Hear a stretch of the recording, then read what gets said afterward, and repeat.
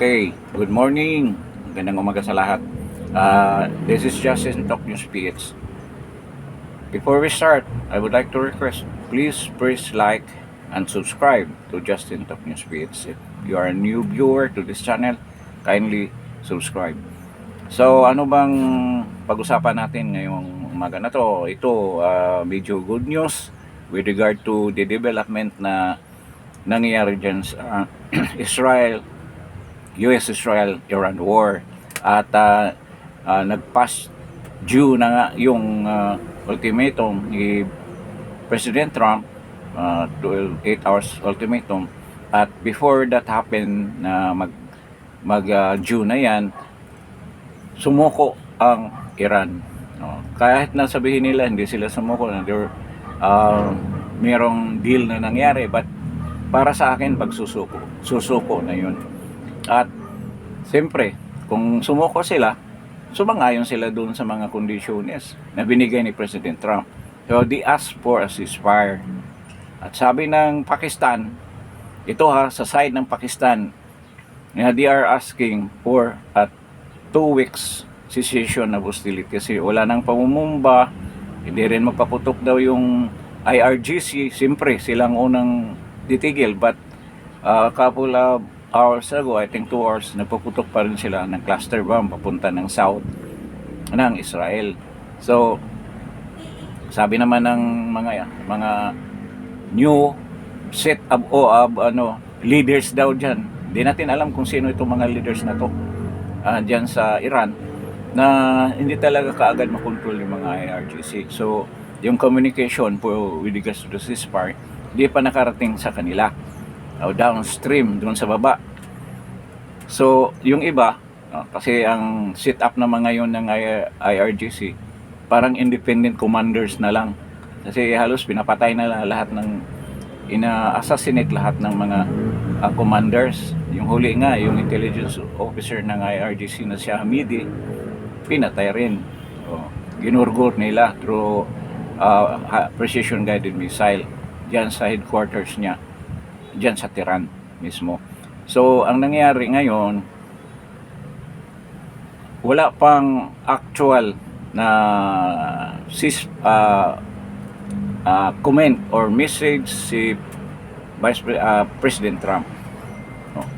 Wala pa silang binigay. So, ina-iron out pa nila kung ano ba talaga. But they accepted. Sinabi rin naman ni President Trump kahapon na mayroon siyang pwede i-accept na proposal. So ito na siguro yun. They come up to this moment na ceasefire na. So yung pagpamumba, kasi alam mo naman si President Trump, yung mga hyperbole niya, mga rhetoric, parang si President Duterte rin, yung dinidiscuss diyan sa ICC. Kung hindi kayo alis dito, yayariin ko kayo, gugurgurin ko kayo. Ganyan din si President Trump magsalita. Yung maraming nainis dyan ng mga Democrat na homicidal maniac daw si sino ba yung nagsalita? Isang senator na Democrat, filean daw nila ng impeachment si President Trump dahil sa sinasabi niya na i-annihilate niya yung civilization ng Iran. Wala na raw itong civilization na to. Pero sa dulo, sinasabi naman niya, God bless the people of Iran. So, paano reconcile yun? Ako mag-reconcile kung hindi mo naintindihan, Senator. Ang style niya nga, yung puro hyperbole. Kung ikaw makinig, yung tweet, yung niya, post nung nakaraang araw na sinasabi niya na you open that damn street, you crazy bastard. Ganyan. You go to hell. Ganyan ang sabi. Tapos, Allah, praise to Allah. Marami nagalit. Parang raw, kinukutya daw si Allah. Sino ba si Allah? Di ba siya ang Diyos? Sino ba ang Diyos? Siya ang creator natin lahat. Sa mga Muslim, Allah ang tawag nila. So, President Trump, God the Father or Lord God or Jehovah, ano pang mga pangalan, pareho lang yan. Kasi ito ang problema. Hindi kasi ninyo pinakonsider ng Iran, lalo na may mga Democrat, na it's a terror regime. Terrorist regime yung Iran na humawak ngayon sa mga Iranian na nagpahirap for around 47 years sa mga Iranian na nag-import ng terror sa buong mundo. Hindi nyo ma-accept yun eh. Kasi 7 presidents na ang nag-attempt na i-temper o i-control ang Iran, pero walang nangyari. Ito lang sabi ni President Trump na it will end with me, itong ginagawa ng Iran. Hindi nila pwedeng i-threaten ang US at pagplanuhan na i-nuclear ng Israel at ng US. Magkahantay pa ba kayo na gagawin yan? At sabihin nyo, hindi mangyari. Hindi mangyari. Nangyari na nga. Pinaputukan nga yung Diego Garcia. Na-intercept nga lang yung mga missile. So, they have the capacity. Ilang miles ba yung yung UK, yung London, around 4,000. No? Kayang-kayang abutin. Yan ang distance ng Diego Garcia. Kung may warhead na nuclear yan, di ubos tayo dyan. Kasama na yung sina Macron dyan sa Francistan daw, dahil magiging Muslim country na yung France.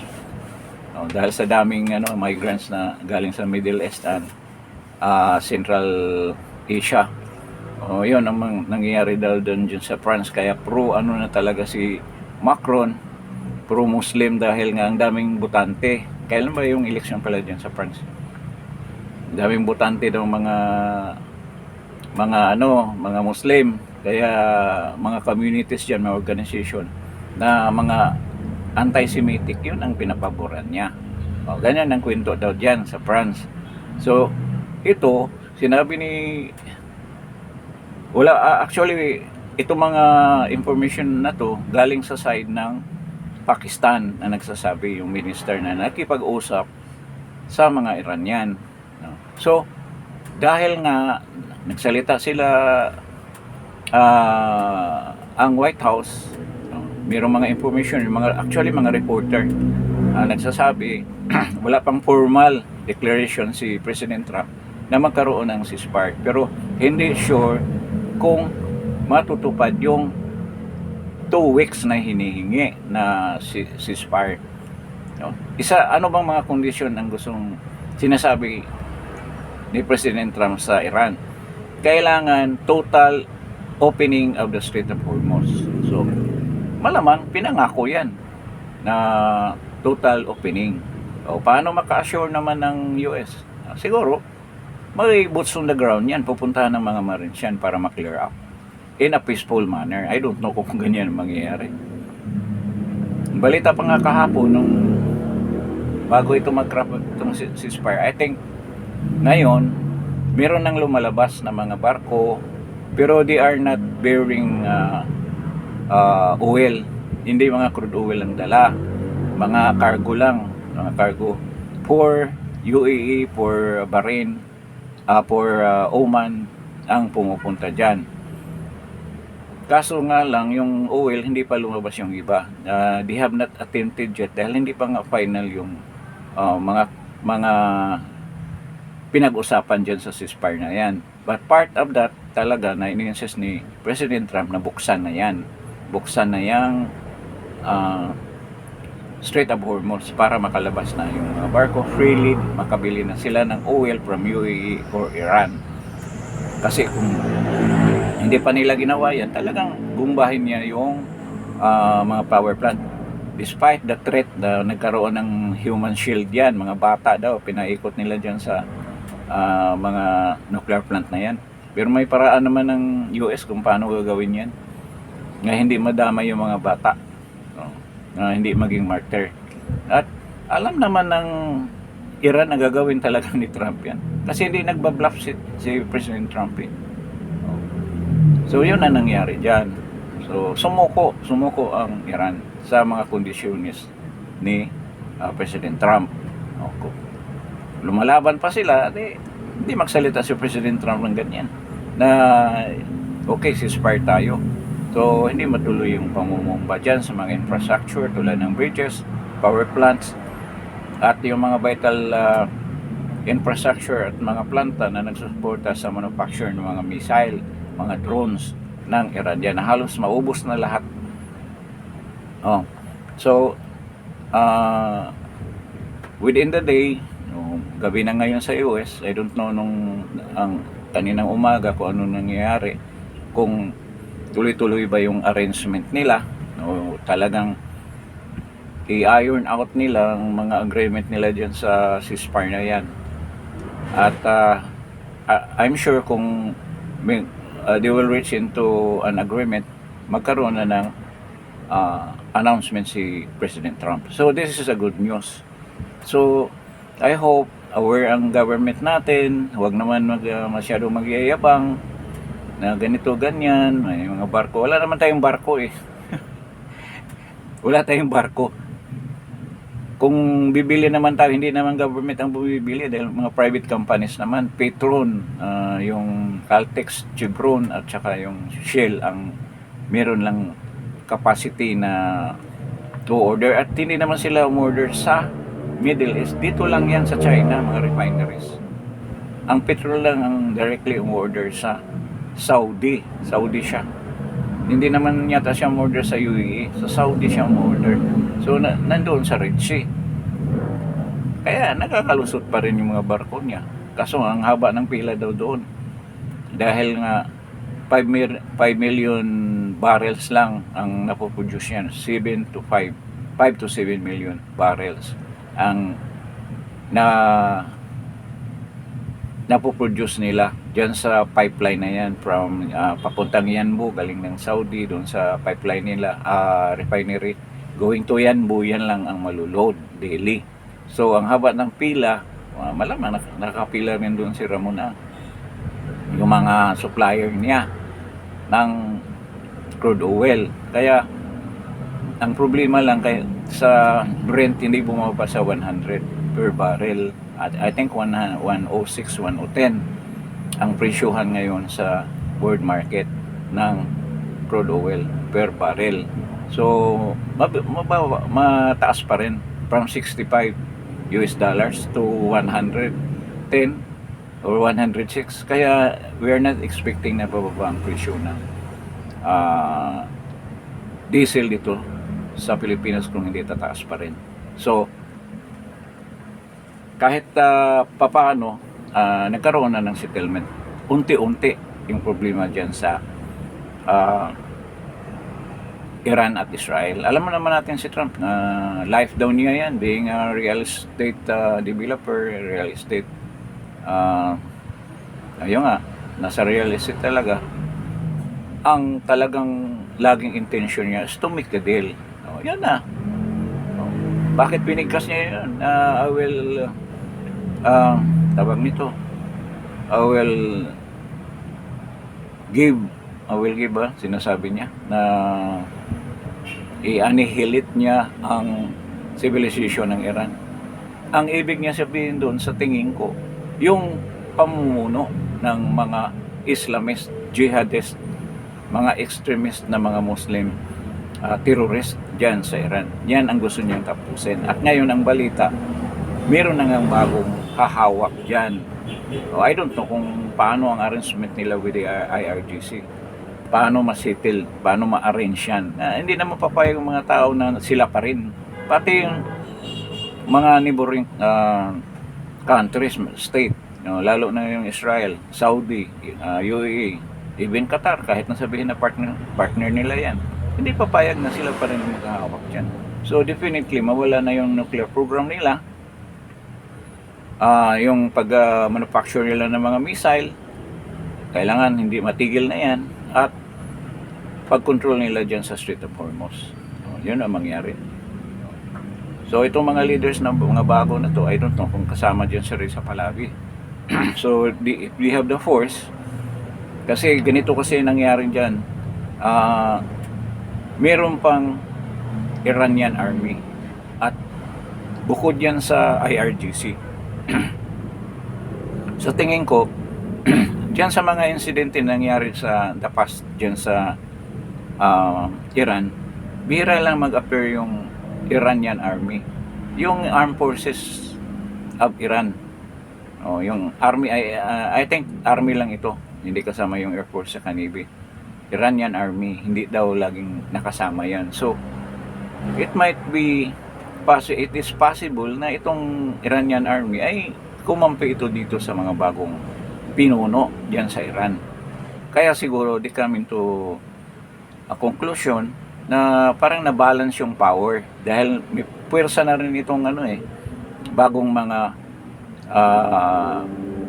namumuno diyan sa Iran at tinapatan ang puwersa ng IRGC. I don't know kung hindi ba mag-irap ang diyan, ang civil war.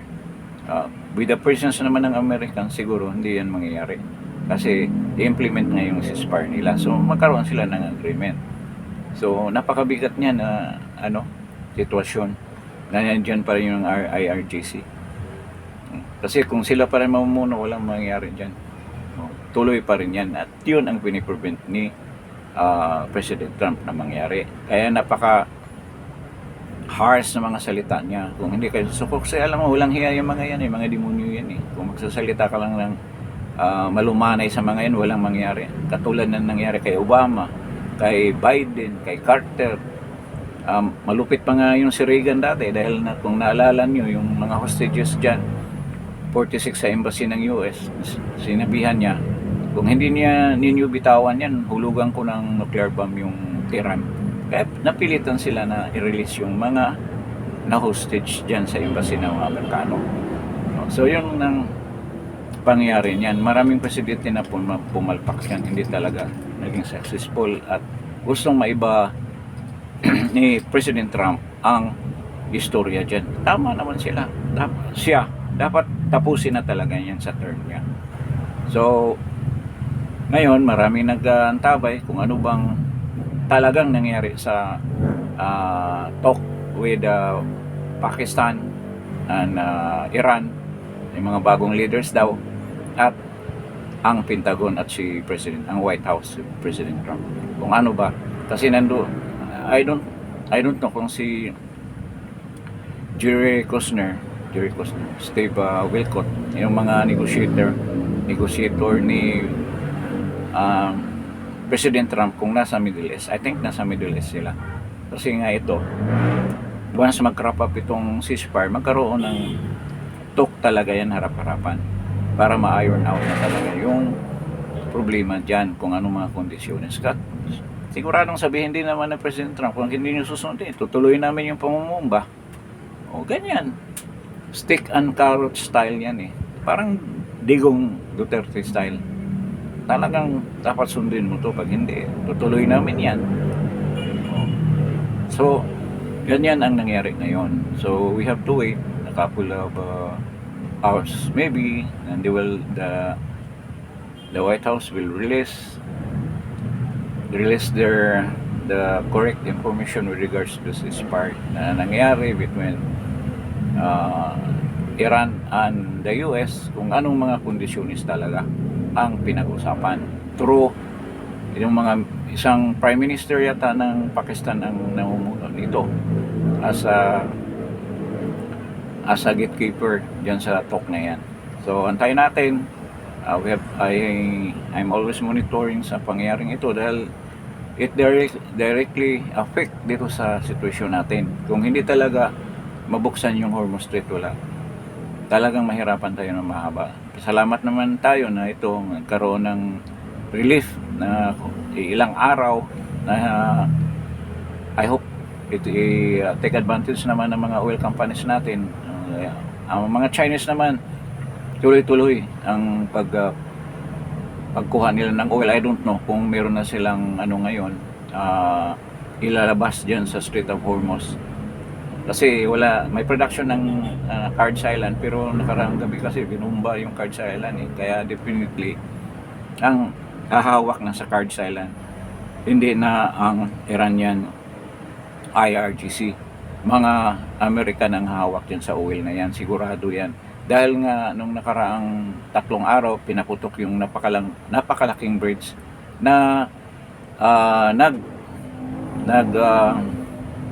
tawag nito, nadaanan galing ng main southwest part of Iran going to the Caraj Island, kung nasaan yung napakalaking refinery at business center ng tawag nito ng Iran. So ngayon, pinasok na yan ng mga Marines siguro dahil binumba nakaraang gabi yung mga installation na naiwan. Actually binumba na ito, siguro may nakita pa silang naiiwan kaya tinuluyan ng binumba. So magkaroon ng presence sigurado, boots on the ground mga Amerikano dyan sa island na yan to control the oil. Kasi ito lang ang paraan ng IRGC na mapatuloy yung mga programs nila at nakita nila na wala na, mawawala na sa atin. Kaya ang mga natural gas field nila binumba na rin ng Israeli Defense Force. Kaya wala na talaga silang pera na ma-source out kung hindi yung bigay ng China. Hindi nga makakapasok na yung China ngayon. O kung kukuha ng oil ng China sa Caraj Island, kung hawak na niya ng Amerikano, I don't know kung paano. Kasi ang mura ng bili ng China dyan sa Caraj Island, sa Iran, kaya dyan sila kumuha. Almost 90% ng kanilang supply ay galing sa Iran. So ganyan ang nangyayari dyan. So we have to wait at siguro bukas or ngayong gabi, pag maging gabi ng US ngayon, advance naman tayo ng 11 hours dito sa Pilipinas, malalaman natin. So I think hanggang dito na lang tayo with this podcast. I hope you get some information dito sa atin with my sources, mga kaibigan natin dyan na nagbibigay ng mga input sa atin. Maraming salamat po. Thank you din sa mga viewers natin, lalo na may mga bago. Don't forget to subscribe before you leave this channel. This is Justin Talk News Page. Magandang umaga sa inyo lahat at good morning po.